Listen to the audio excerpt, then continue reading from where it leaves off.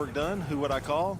Dan France Concrete. Here's why. He's local. He attended Walter Hill Elementary, Oakland, and MTSU. He served our community as a school resource officer for 9 years, and he's involved in the community. This is Dan with Dan France Concrete, wishing all Rutherford County student athletes a great season. Study hard, play harder, and be safe.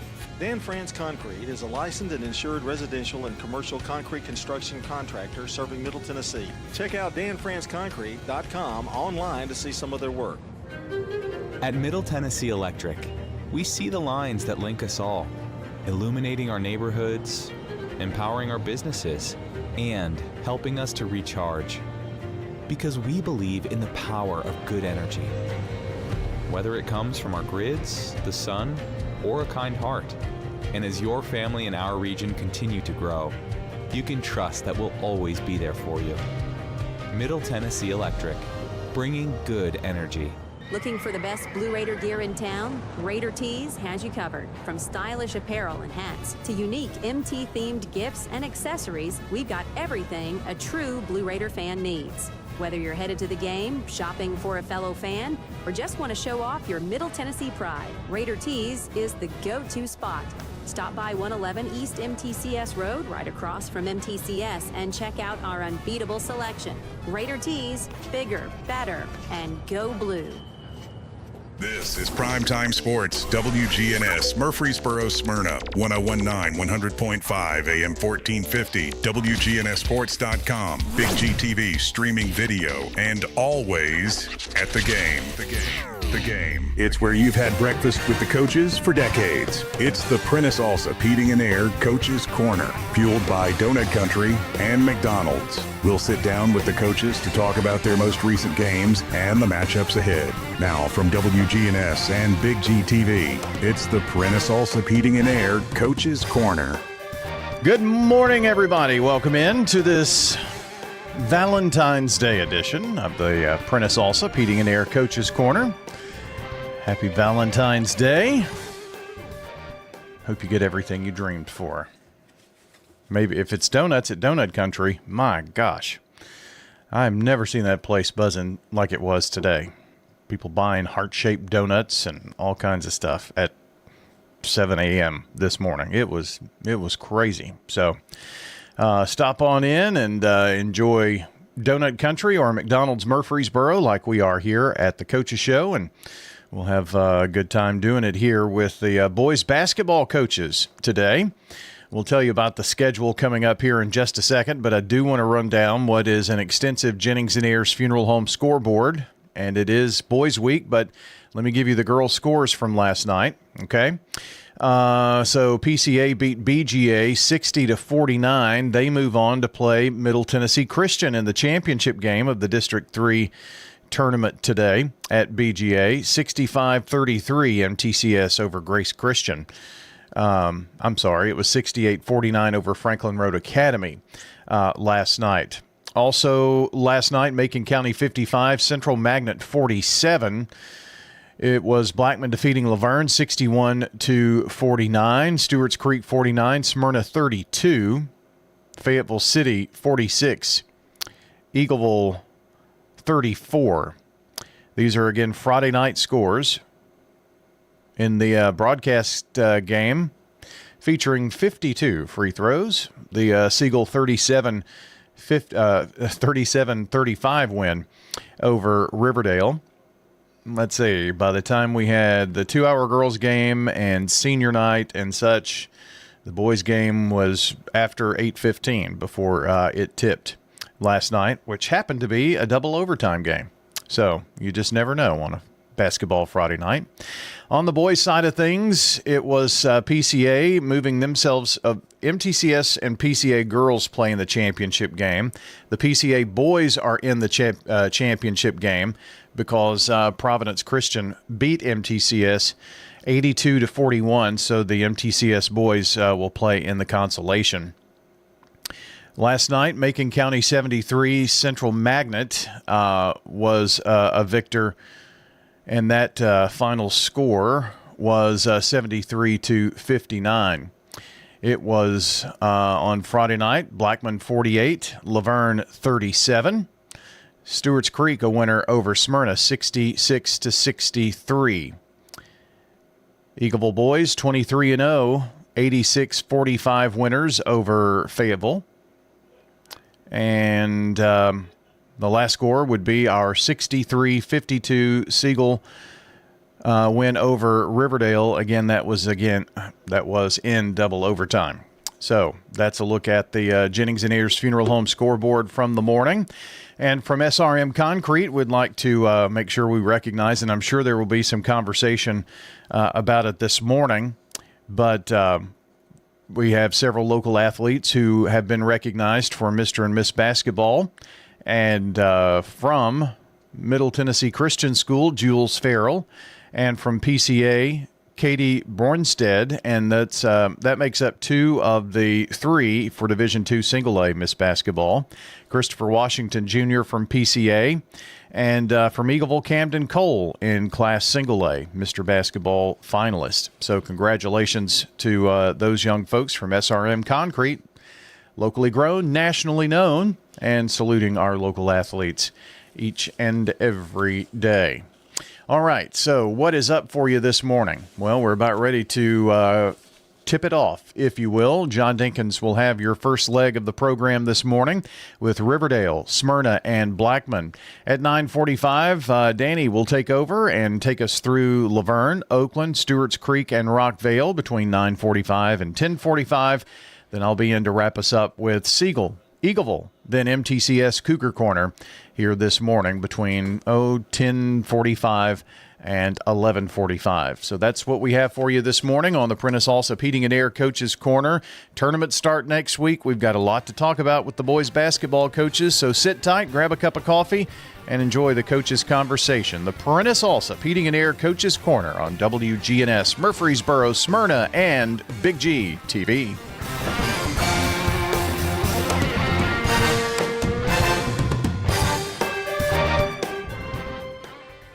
Whether it's a cough, a fever, or something you can't quite name, MMC Now makes care easy.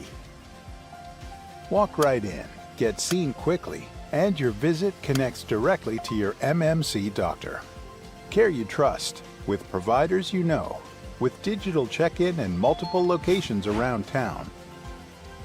MMC Now is here when you need us. Murfreesboro Medical Clinic. Rely on the experienced professionals at Prentice Allsup Heating and Air. If your old unit needs a tune-up, the professionals at Prentice Allsup Heating and Air service all major brands and even offer same-day service in most cases. Keep your home or business comfortable year-round. Call us today at 615-890-1311.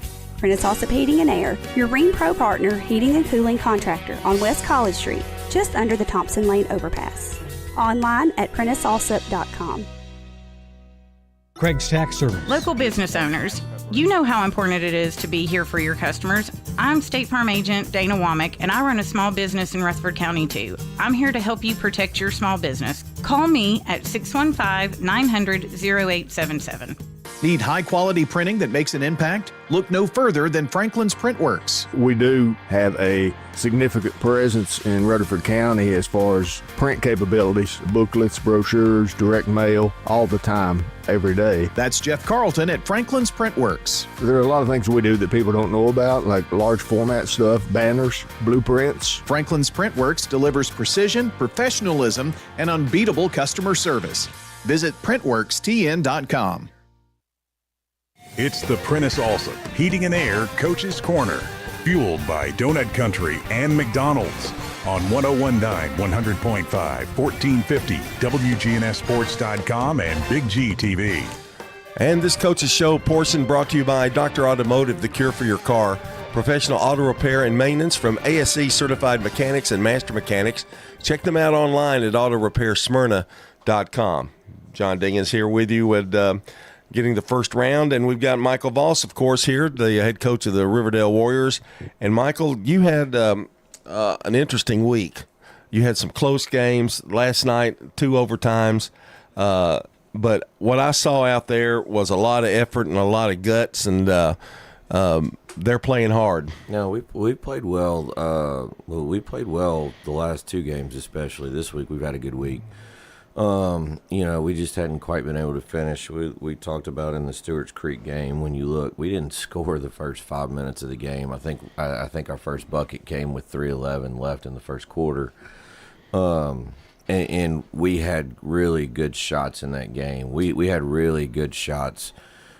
Shot selection in that game overall. We had 18 assists on the night. It was the best night we've had sharing the basketball and just moving it and making offense simple. And at the end of the night, it came kind of down to that first 5 minute segment that we wanted back. Where if we just score one or two of those, it changes the outlook of the game at the end. And then third or fourth quarter, I can't remember which one it was. Adam changed up to he went to a 2-3 zone for a little bit, and we had two just bad possessions against it, and it kind of changed the momentum a little bit and put us down. And at the end of the day, if we have those few minutes back, it may be a little bit different ball game. I've noticed, particularly last night, there is more. It seemed like they're very unselfish right now. They're playing, looking for the open guy. And have you all kind of worked on that at practice or something? I mean, we worked on it all year. We've talked about our shot selection all year, and we have finally figured out a little bit that if we move the basketball, it's going to come back to you when it needs to come back to you. That's kind of how it always works. Like the ball knows where it needs to go. You just got to freaking get it there, and that's one of the things that. Early we struggled with a little bit. Lately we've been a lot better at it. We're I don't know what our assist total was from last night. I hadn't looked at the stats yet, but I know that it was not bad. Like we had a good night last night, and it's an easy concept, isn't it? Well, it's easy to talk about. Yeah. Sometimes it's hard to execute because you get all kinds of things that get in the way. You got to decision make. You've got to be willing to buy into that. Hey, like you got to trust the process more than anything else. That hey, it's going to get back to me. Yeah. And when you have a scoring mentality, sometimes it's hard to trust that it's going to get back to you. But here's the amazing thing: is to me, it always does. And that's what's made us have some. I mean. Like I said, I think we played fairly well the last couple of games. We just haven't been able to finish a couple of things off. The game last night, I thought it was really a well-coached game. I mentioned that to you off the air, but when you and Coach Rigsby both, I mean, in a game like that where it's close and it's, the last minute of the game, a lot of crucial timeouts have to be taken and things like when you might be losing possession, you call a timeout before you do. You two were masterful at that last night. Well, it's one of those things where we had some good possessions late, but sometimes you put yourselves in situations. We have a habit sometimes of getting a little too far to the sideline. And a little bit close to that midline, and so we'll make ourselves uncomfortable. So you just got to kind of always try to be aware. And I don't even remember what the situation was. I know I got one late last night that probably did end up saving a possession because I think we were in a little bit of trouble. And I'll be honest, I can't even remember what happened on the ensuing possession when we had it, but I do know we at least had an opportunity there, and that's all you can do is try and give yourselves opportunities in those situations. Yeah, I remember the play because I really couldn't believe it and from where you called it from and where the ball actually was, it was pretty amazing, and it did save a possession. And in those kind of games, those are critical. Also, the foul situation is critical. Wayman West had a really good game last night. I thought he played really well. He got in foul trouble, and they finally fouled him out toward the end, but I've seen Wayman. That was the most consistent I've seen him. I think of all the years I've seen him play, and I think it's because he can light it up at times. He can, and when you go back and look again, part of trying to get us. That's what I've talked with Wayman about a lot this year. Is early, especially, he was really trying to force things, and it like he was playing poorly at the time, and it was just because he was just trying to force it too much and not letting it come to him. And once he's kind of settled down a little bit, like I have not graded the shot selection yet from yesterday. I know this. Like when I go back and grade our shot selection from yesterday tomorrow, when I finally get to sit down and work on this game, our shot selection was good. And some of the reason why his shots are going in now is because he is taking much better shots than what he was earlier in the year. They're less contested, they're less forced, and it's just amazing how it goes in. And then, you know, it's kind of a shame last night the way he ends up fouling out of the game because, you know, it's just, it is what it is, and there ain't nothing I can say about that. If I was in the SEC, I'd get fined, so well, just leave that alone. And what's so bad, I hate it when a foul dictates game situations, and it could have very easily, you know, not be called. I might get fined now, but well, that's the thing is just in that time and score situation, like you know, in the second overtime, like that's just it. First of all, it wasn't a foul. Mm-hmm. Second of all, you don't call that. There. Yeah, like you just don't, because you foul out a good player. You put Siegel on the line for 3 shots, and you can go back and watch the film and watch the clip. There is no contact. Like it's just one of those things where at the end of the day, guy made a call, and you know what we didn't respond to well is we had a couple of not great offensive possessions after that, and that really kind of put us behind a little bit. And to be fair, I think Siegel had a couple. They had few bad calls on him. No, it was all Michael. So it wasn't just that one. I did want to talk. I was really impressed with how they moved the basketball last night. And again, there were some some lapses, but boy, they played hard. The defense was really, you know, they have really responded. And I know it's not showing up necessarily in wins, but it could really be very, very important when we go down to district tournament coming up and the road ahead here. Well, defense is going to travel, and we got to make sure that we're guarding. I thought last night, you know, right before the Stewart's Creek game, I had some individual meetings with guys, and I challenged some guys a little bit. And one of the guys that I challenged to have way more ball pressure and kind of be a little bit more annoying on the ball was Dawson. And I thought Dawson did a really good job last night of being that guy that, even though he's a little bit undersized, like he forced a turnover either late in the fourth or in one of the overtimes, just kind of climbing into the Goring kid and made him mishandle it and fumble it out of bounds. And that's the kind of stuff that end of the day, you know, I want Dawson to embrace a little bit more and be better. And he took that meeting. He didn't take it personal. Like, he stepped up to the challenge, and I thought he played pretty well. I thought he had one of his better defensive games last night. The Braylon Burns is another one. He's been putting in some points for you too, and getting some big rebounds, and that's a part of improvement I see too, overall in inside interior play. No, it is. Like, Braylon has done a good job of, you know, he can be a bad matchup for you basically anywhere that you put him.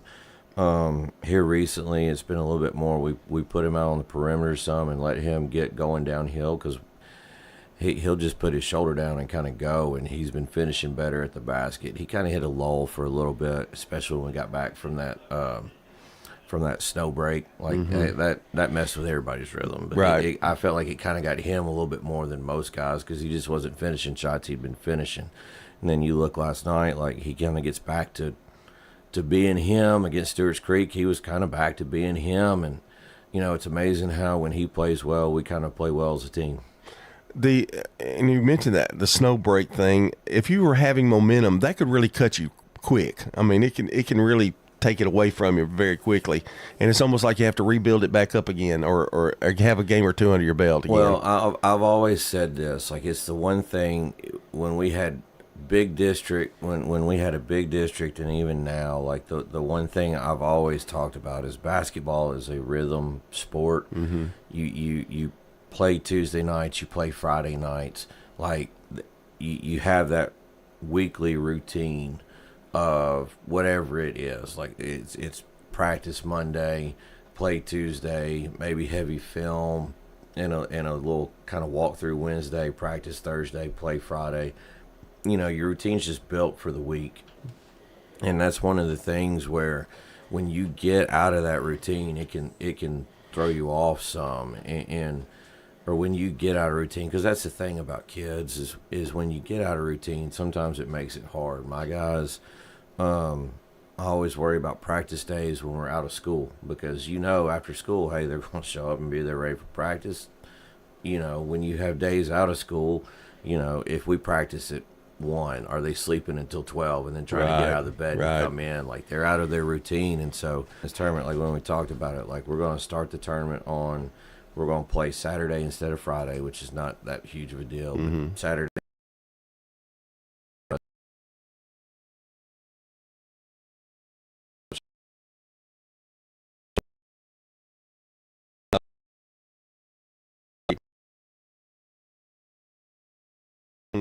Well,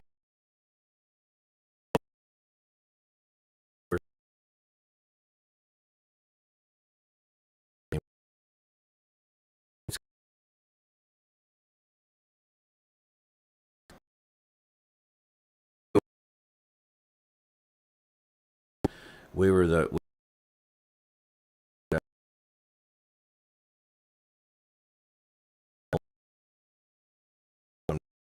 and we play Stewart's Creek for senior night on Tuesday, and that'll wrap up the regular season. And then we know we're playing Rockville on Saturday. I just don't know the time yet. Michael, good talking to you, and good luck in the district tournament. Thanks, I think just throw it out there and throw the ball out there and see who comes out. Thanks, John. I appreciate it, man. That's Michael Voss, the head coach of the Riverdale Warriors. When we come back, we'll be talking